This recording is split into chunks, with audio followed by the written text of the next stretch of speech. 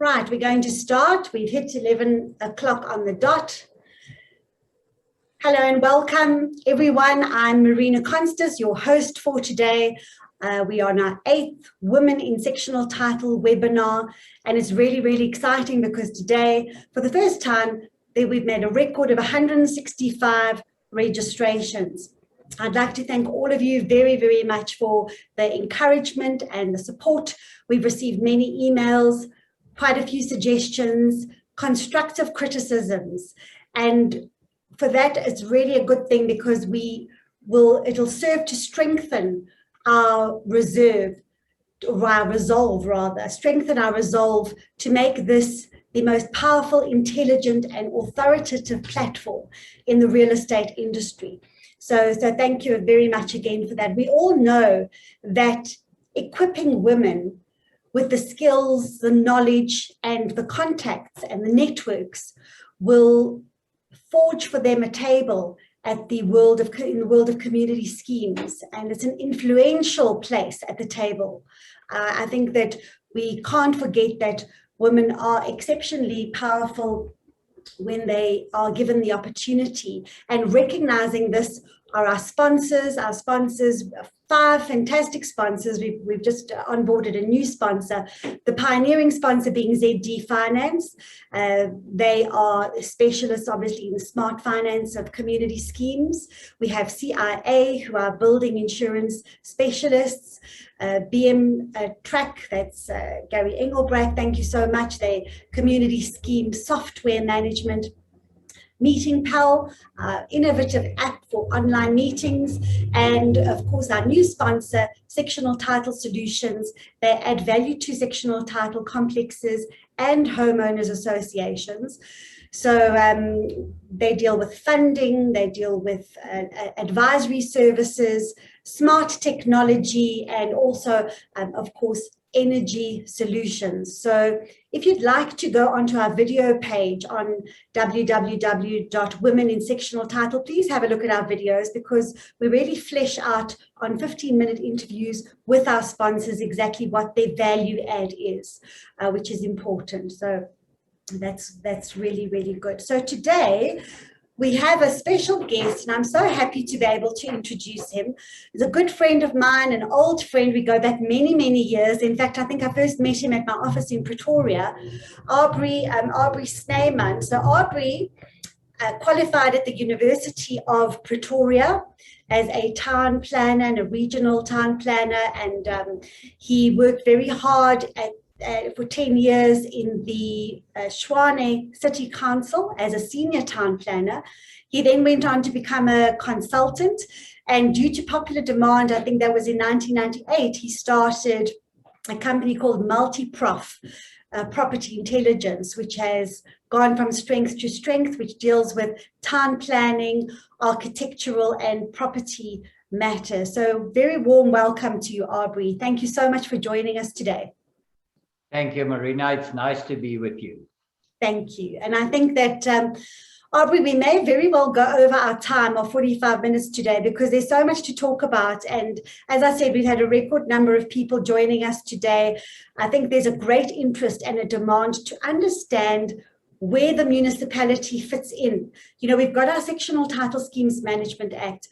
Then we've got all our bylaws from a municipal perspective, and very often everyone's betwixt and between. They're not sure which consents they need to put up structures. They're not sure if you can do without council or with sectional titles. So these are the questions that we are going to really answer and illuminate our listeners with those kind of answers. So what I've decided from my side, I normally find it difficult to get one woman to listen to me. So while I have an audience, I will make use of the opportunity. Thank you. Thanks, Abrie. And by the way, I must just tell you that there are quite a number of men on our webinar today, and we're really grateful for that, because Women in Sectional Title, we love men who support women and our aims and our goals. But yeah, I think it could be a bit intimidating for any man. So thank you for that. What I'd like to do, Abrie, today is I'm going to take you through a bit of a hypothetical situation we're going to look at a practical example. We're going to take a complex, we'll call it, for example, Jacaranda Mews. We'll pretend it's in Centurion. There are 50 units, and we're going to zone in on Unit 8. It's owned by a lady, we'll call her Miss S, probably for stroppy, because just conjure up the image of the most difficult person that you've ever dealt with in sectional title. An owner who really wants to do all the things that are difficult to do and impossible sometimes to do. And we're going to use the example. I'm going to go from within the section, and we're going to go outwards so that our people listening can visualize all this and remember things really well after this webinar. Okay, so let's start inside the section. So Miss S has decided that she wants to go open plan. Open plan is the order of the day. It's more modern. She doesn't like these walls in the unit, and she wants to bash them all down. From a sectional title legal side, if it's a structural wall, you're obviously going to need an engineer's report. And if you get that, the trustees should be pretty happy that you can continue. From a municipal point of view, I'm not aware of anything, but if you are, does the municipality need to get involved at all under those circumstances? From the National Building Regulations side, a building plan should always represent what is on site. So any changes that are made that make a change to what the plan would look like need municipal approval. So if you have a plan indicating a kitchen and a separate living room, and you combine the two, obviously it's going to look different. So when the building inspector walks in, he's not going to recognize what's on the plan. And in a case, for instance, where you need a certificate of occupancy, he will not issue that certificate, purely because you need to stay to what is on plan. If it's real minor things like you have an arch and you want to make it square, or you make it slightly bigger, and that's the only thing you do, I will not bother too much. You might be able to convince the building inspector that it's not a major change. But removing a wall of any type at all stages will definitely require a change to the building plan, purely because you cannot rely on an individual to determine what is load bearing and what's not load bearing. And we had cases where, for instance, a patio was enclosed, so the inside wall between the two used to be the outside wall, and the owner just removed the wall, and obviously the roof will collapse or at least be damaged. And the problem is, because the roof belongs to the body corporate, eventually, you know, it's really a body corporate problem if changes are made inside the unit that can affect the structure. Okay, so now we're walking through the unit and we're going towards the windows and doors, Abrie. And Miss S has decided that she's really not interested in these wooden frames, and she's actually gone to the body corporate, and the body corporate has decided, yeah, we need to modernize. We're going to change all the window frames to aluminium. Again, it's going to be a body corporate decision. Owners have got to be involved with that decision. But from a council point of view, I suppose from what you've said, if you don't see a change in that building plan, it's not really a municipal requirement. No. Well, on the building plan, you also indicate the type of window and the code for the window. So again, technically, when you change, because the sizes will change 10 to 1, the material will change, technically you need to put that on building plans. But my personal opinion is, if we deal with the stuff that is really important and that can be dangerous and that makes a difference, if we focus on that, we'll do much better than when we try to get people to change each and every little thing. Mm-hmm. So if we submit building plans for other stuff, we'll obviously just change that. And it's very seldom that there are not other changes that is done simultaneous with that. Yeah. Of course, there's also a site development plan that was submitted originally that indicates the aesthetics of the complex. And making changes to windows, for instance, if it's not done in a way that it promotes the aesthetics of the complex, you can really end up with something that you don't want. You know, if you have one person with steel windows, one with wood, one with aluminium, it also creates problems with maintenance, obviously. Yes. Because at some stage you get a contractor in to paint, and now you have some needs to be painted in a specific product, others, you know, so it's really ideal to stick to what you have. Yeah. Or at least have a program where you change everything to the same product. Yes. And you know, in a complex of 50 units, it is so difficult to get 50 people to change their steel windows to aluminium. So in a perfect world, it would be ideal if trustees just refuse, you know, requests like that. Yeah, I think, you know, there's a balance there, because probably if you need to modernize, as you correctly say, you want to do it in phases. You want to use the same products and the same suppliers and all of that. Yeah.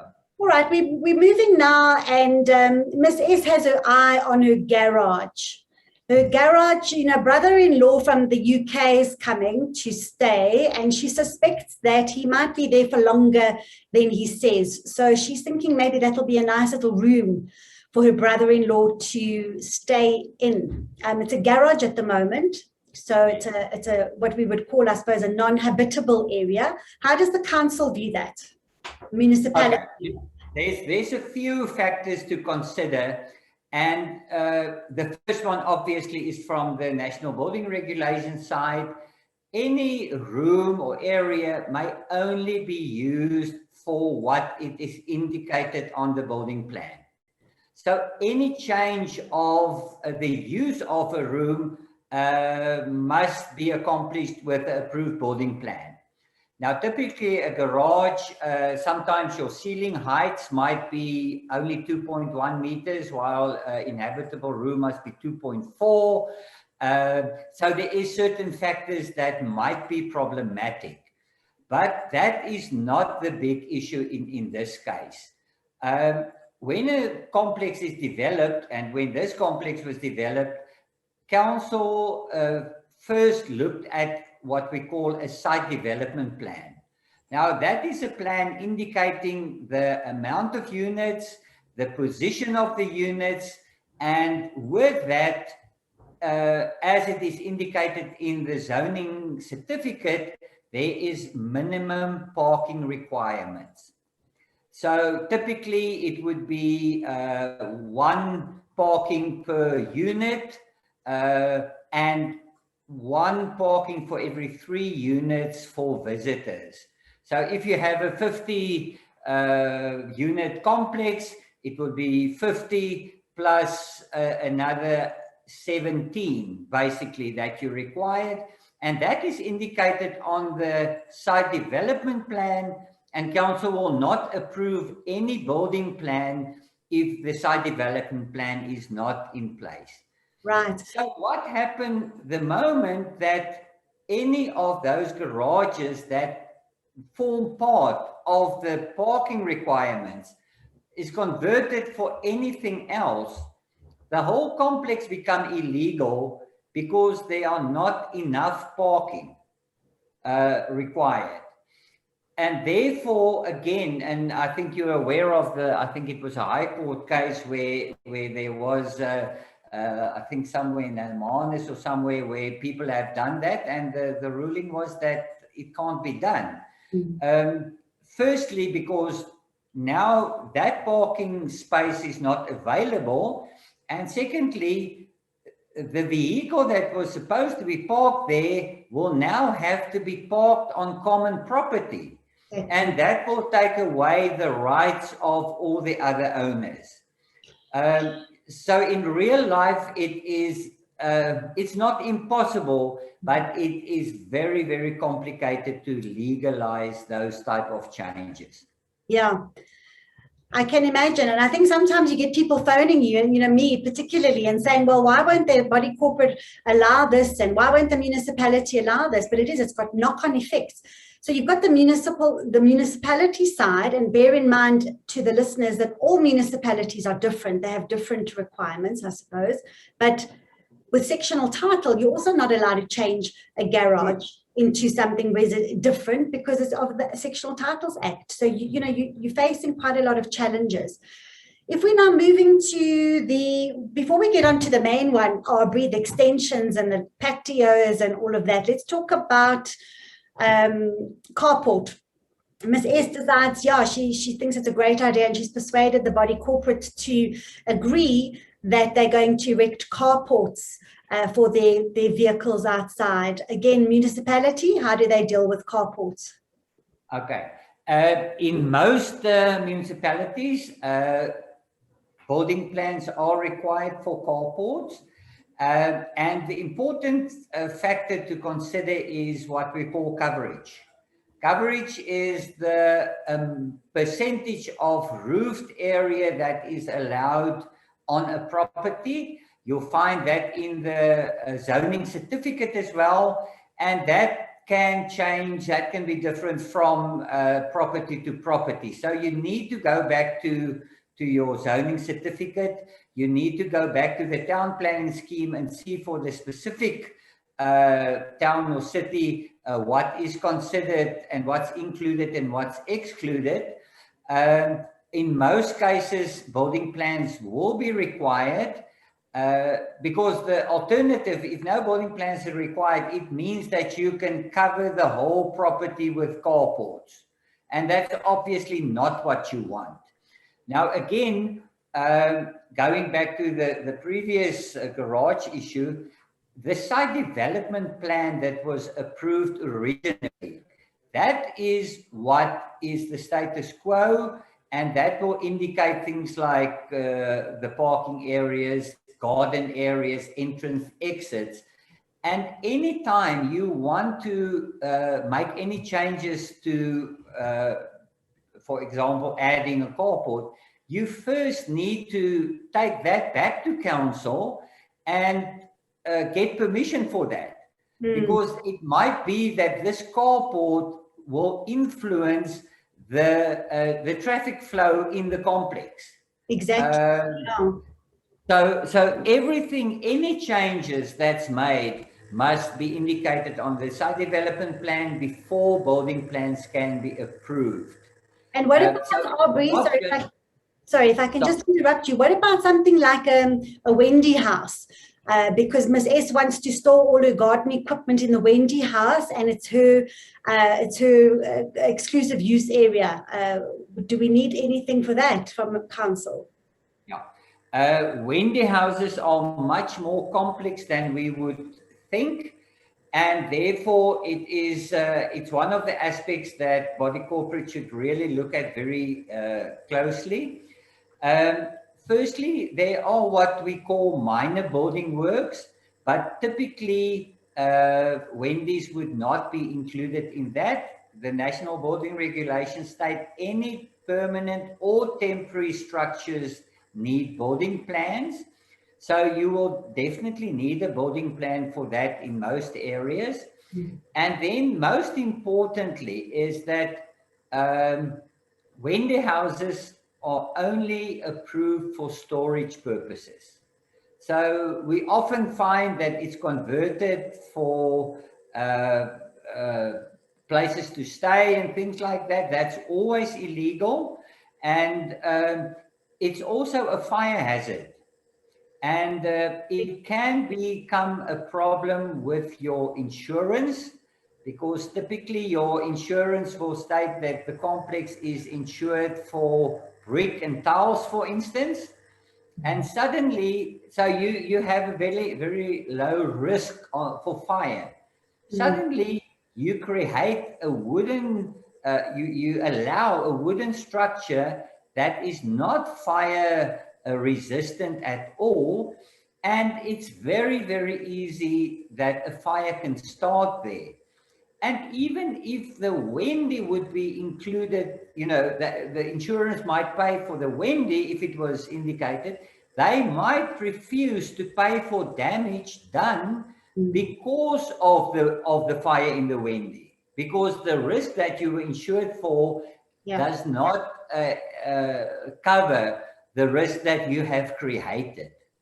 That's it. It's quite interesting, really, because a lot of people, a lot of my clients always, say we just want to put a Wendy house. It's a temporary structure, so it doesn't need anything, but it really does. Okay, I'd like to move on, Abrie, because Miss S has got a lot of plans and a lot of demands that she's making now. She's moved on to the patio, which is part of the section. It's an open patio, part of the section, but because a neighbor down the road has enclosed it with glass, she thinks that this is a fabulous idea as well. She's not sure if they got permission, if they didn't get permission. Let's assume for the moment that they got body corporate permission, and I'll come back to that. Again, is this all about FAR, floor area ratio, bulk? What do we do with the council here? Okay. Firstly, I think the important thing is to know that council trustee permission have really no authority if it's not linked to all the other laws and regulations being adhered to. So we always advise trustees not to give permission, just blank permission, say, yeah, hereby we approve whatever you want, but that it should always be worded in a way where it states the trustees have in principle no objection to your request on condition that all town planning, national building regulation, and sectional title rules and regulations are adhered to. Mm-hmm. Because the problem that exists is that the owner that might be in a very different profession have no idea that the permission given by the trustees is not the full story. So we often get it where when we do investigations, the owner would say, but I have permission from the trustees. Yes. But as we all know, that's only the first step. If we look at enclosing patios, ownership is not a problem because it's already part of the section. But again, as we said earlier, any area may only be used for what it was approved on the building plan and the site development plan. So firstly, it will change the appearance of the complex. The appearance is part of what was on the sectional, on the site development plan. So the site development plan must be changed to indicate the new aesthetics of it. Yeah. Secondly, enclosing it will affect some things like, for instance, ventilation. And we often find that by enclosing a patio, you have an inside room that ventilates into another room, and that can never be allowed. So previously, when the patio was open, the lounge would have windows and a door that open onto open air, although it's under roof, but you will have fresh air coming in. Now you enclose that, and the lounge will have no ventilation. So, and then we can never get it approved because you can't have rooms without ventilation. Yeah, you see, these are things that people don't really consider. There is one thing I wanted to mention about enclosing patios and enclosing balconies. You know, we always say it's very dangerous for trustees to be given permission for any of that. I think it has to always go back to the body corporate. And there's one section, Abrie, if I can just alert the listeners here to this, it's actually a management rule. And it's in the, obviously, Sectional Title Schemes Management Act. And it talks about use of sections and common property. It's Management Rule 30G. And it basically says, listen to this, that you're not allowed to construct or place any structure or building improvement on an exclusive use area, which in practice constitutes a section or an extension of the boundaries or floor area without complying with the requirements of the Act, provided that if the body corporate's happy with everything, they can, by a 51% resolution, actually give permission. And Professor van der Merwe, when I went to a seminar, was talking about utilizing that requirement for an ordinary resolution to enclose balconies, just from the legal side, from the sectional title side. So go and have a look at that management rule, everybody. A lot of people are not aware of it. Okay, Abrie, we're going now forward to the nitty-gritty.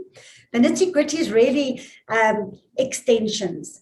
And extensions of a section where you're moving on to common property in terms of Section 24 of the Sectional Title Schemes Management Act.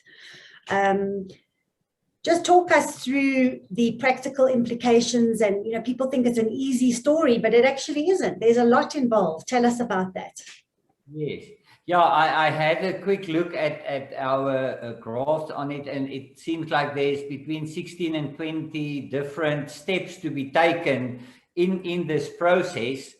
Now, firstly, as we all would know from the sectional title point of view, the extension will be on common property, and therefore the first step would be to make sure that you get the permission from your co-owners and the trustees.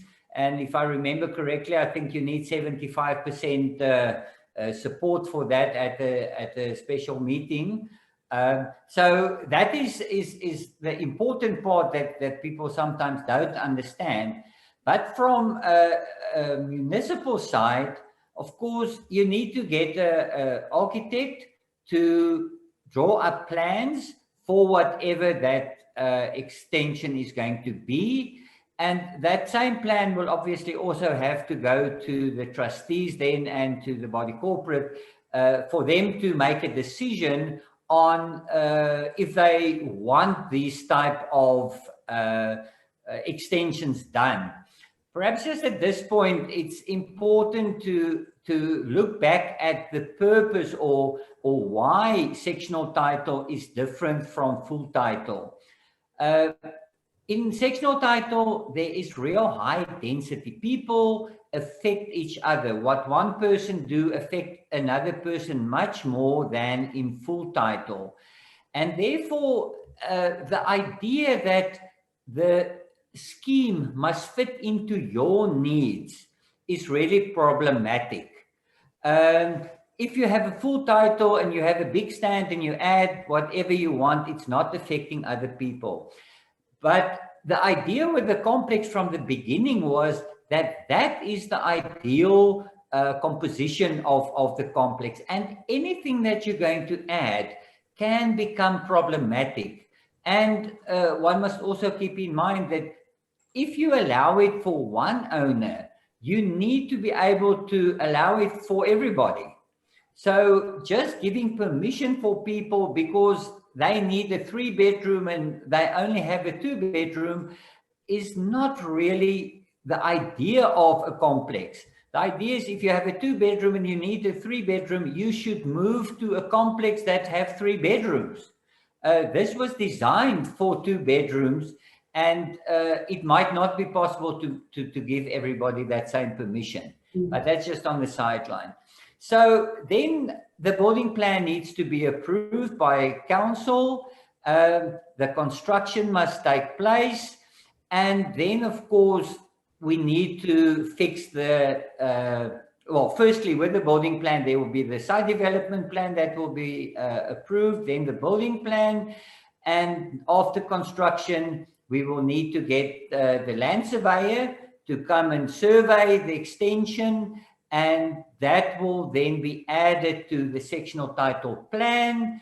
That will go to the conveyancers, and they will make the changes in the size of your section, and that will eventually reflect a new PQ, and your levy will be increased.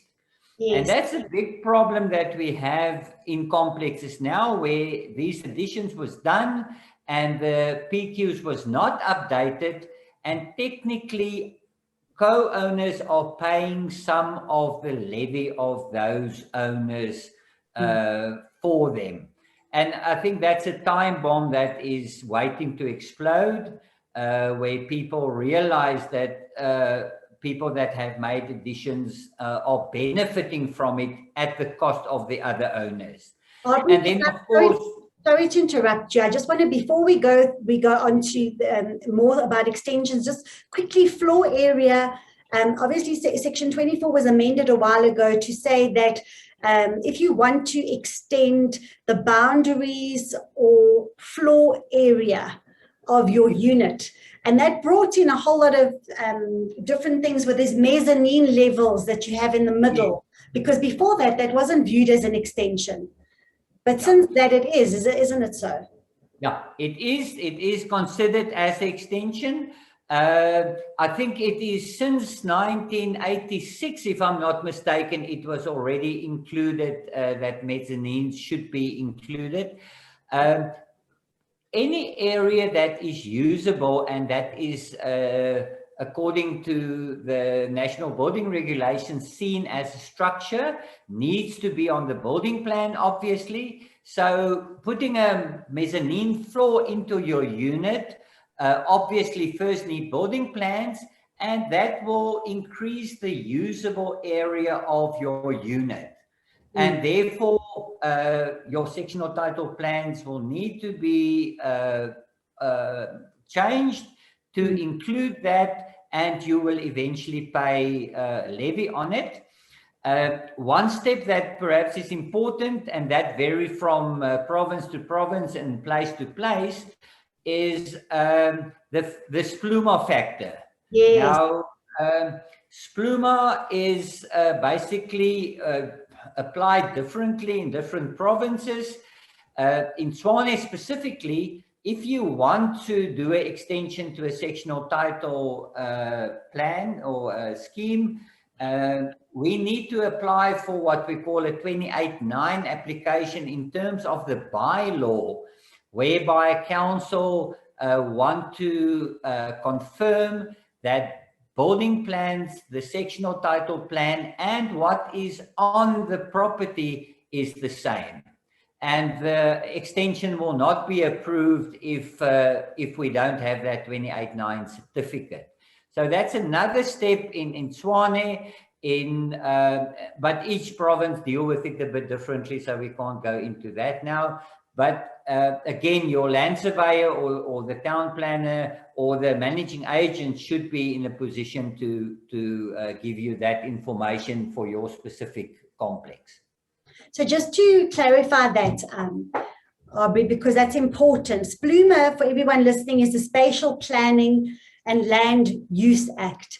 And a while ago, everybody was getting really, into a bit of a frizz because they were saying that the deeds officers weren't going to allow the transfer of properties unless you had your building plans correct. I even remember thinking to myself, I've done a little wall on my property, and I thought, oh, if I want to sell it now, I'm going to have to get these building plans in place.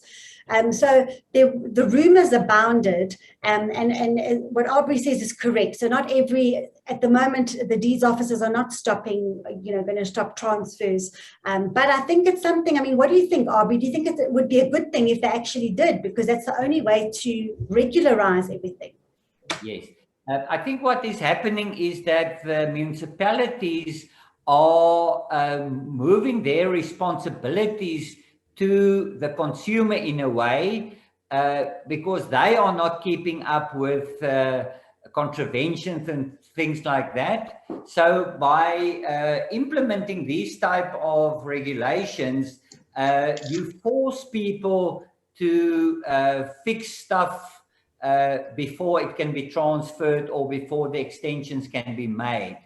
In Mpumalanga, I know building plans are a requirement for the transfer, and in Tshwane specifically, we have when we do extensions, and the banks is also obviously coming, in line, because they understand that their security lies in the structures being legal. Mm. So, and also from the property practitioner's point of view, in the past, the problems was just moved from one owner to the next. And the reality is that the moment you become the owner of a unit, you become the owner of each and every problem that ever existed in that unit. And therefore, it is irresponsible to buy a unit without approved building plans, sectional title plans, be up to date. And we haven't even spoken about the certificate of occupancy. Exactly. Because technically that is what you should have before you move into any unit. And of course, if you make any additions, your final step will be to get a certificate of occupancy for the addition that you have made. And for that, you need the building plan, and you need to get the building inspector to come and do the inspection. What few people know is that the building plan is only valid for 12 months since after approval. If a building inspector have not done one inspection, the plan just become null and void. So having a building plan can also mean very little. Yeah, often it does. We get inundated with questions about, the fact that somebody's done an illegal extension, or they've done something, they've put in, enclosed something, or made some change. So we asked who's responsible for the maintenance of that. It was illegal in the first place. So the body corporate will often say, well, it's not our problem. It's an illegal alteration. It's an illegal extension. The owner must pay for that. And I know it's a sectional title question. So I'm going to I'd like to hand over to Sheena Scott, who's from our office, because I know that her and one of our other attorneys has done a little bit of research on it. Okay. So if you don't mind, Abrie, I'm just going to divert quickly to her, and then we'll come back to you. Sheena, are you able to step in here? Thanks, Marina. Yes, that's the question you just raised. We actually receive very often. You have a situation where owners go ahead and build alterations without seeking any approval, whether it be from council or from the body corporate, and months or years later down the line, these building alterations require repair and maintenance, or it has had a knock-on effect where it's caused damage to inside the section. In our law, we have something which is called accession, which means whatever is built onto immovable property, when it becomes a permanent fixture or permanent structure, it actually exceeds or becomes one with that property. So that in essence, it becomes the property of the landowner. So in a sectional title context, where an owner, for example, builds a small Wendy house, we're talking a permanent structure or a permanent room onto the common property, that structure exceeds to the common property, it becomes one with the common property, and it becomes the body corporate's responsibility to ensure that it's properly repaired and maintained. So it seems very unfair, because a body corporate who wasn't aware of this alteration, didn't approve this alteration, now has to ensure that this common property has to be properly repaired and maintained. And that's because in terms of the Sectional Titles Act, the body corporate has the responsibility to ensure compliance with the relevant legal provisions. So where an owner has built illegally, they should take steps against the owner to either get that owner to demolish that structure or to legalize it. So take steps against the owner to ensure that the requisite body corporate approval is obtained, the requisite council approval is obtained. If it's an extension of a section, that gets approval from the land surveyor, from the Surveyor General's office, sorry, and that it's registered at the deeds office. Yeah. And then if the owner doesn't repair and maintain it, the body corporate should do so and recover the costs from the owner. Thanks, Sheena. But isn't it all about really being proactive? So the body corporate, the trustees can't just sit back and watch while the guy's building something onto the unit. Isn't that the whole point? You've got to stop that person. So you're going to get an interdict, either a prohibitory interdict, or afterwards a mandatory interdict. And that brings me to my last question, Abrie. Demolition orders and the municipality. We all know there are hundreds and thousands of illegal structures all over the place, certainly in Johannesburg in sectional title schemes. How often does the council actually get involved, the municipality get involved and give demolition orders? Very seldom, unfortunately. One way of assisting the trustees basically to move this agenda is to ask the building inspector to do an inspection of certain of the units or all of the units, because then you can move the responsibility to fix it from the body corporate to council. Council can then give a unit owner 28 days to submit plans and go to court and whatever.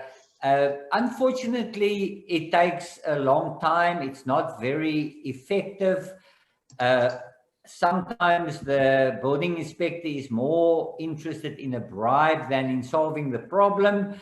And but it also normally, it sometimes have a very good effect for owners if the trustees say, listen, if we don't get cooperation, we will just move this to council to deal with, because then we're out of it, you know, and it's between you and council to fix this.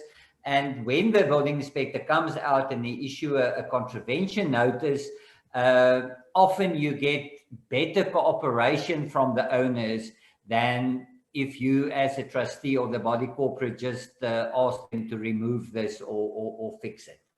But of course, we also know that if the municipality is not really coming to the party, then any owner can actually go to the court, approach the court directly for a demolition order. And there have been a few demolition orders granted recently. There seems to be, well, before lockdown, when I say recently, I noticed there seemed to be a bit of a movement where you could get a demolition order. Abrie, earlier today, you know, I know that you're the kind of guy who has a generous spirit, and also you always go the extra mile for us. And you've got an offer for all the people on this webinar today. Do you want to let them know? Yes, unfortunately, in a webinar like this, we cannot go into lots of details.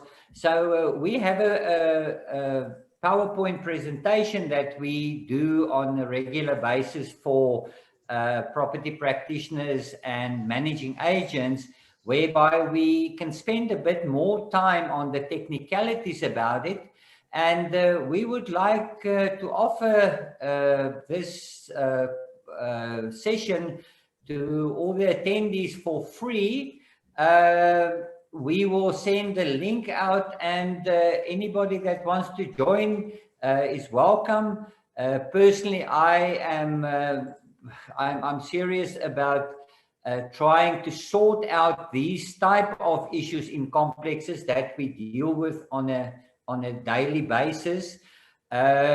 We often find, because what we also do in complexes is we do what we call a building audit, whereby we compare the existing building plans with the sectional title plans with the structures, and we can give the body corporate a report on basically the compliance status of the complex.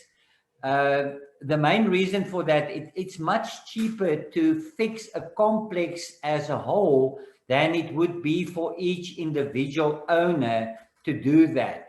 It is not always easy, but you know, for trustees to evaluate any request for alterations, they really need to know what the existing situation is. You know, are there any coverage still available? You know, how many square meters is available? How many of the units are legal?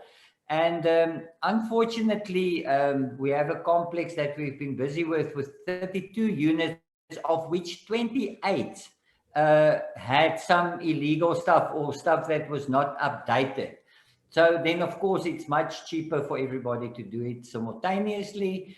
And yeah, so we would like to offer this to anybody that is interested, and we will post a link, or Marina will send that with this recording. We will do. We'll post it from our side, and everybody can just hop onto that link. Abrie, you've been a superstar. Thank you so much for your time and your energy. We greatly appreciate it.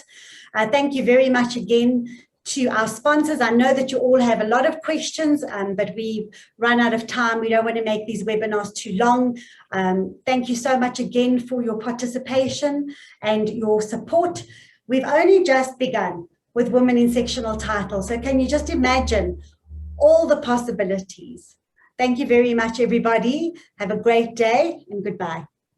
Thank you, Marina. Thank you.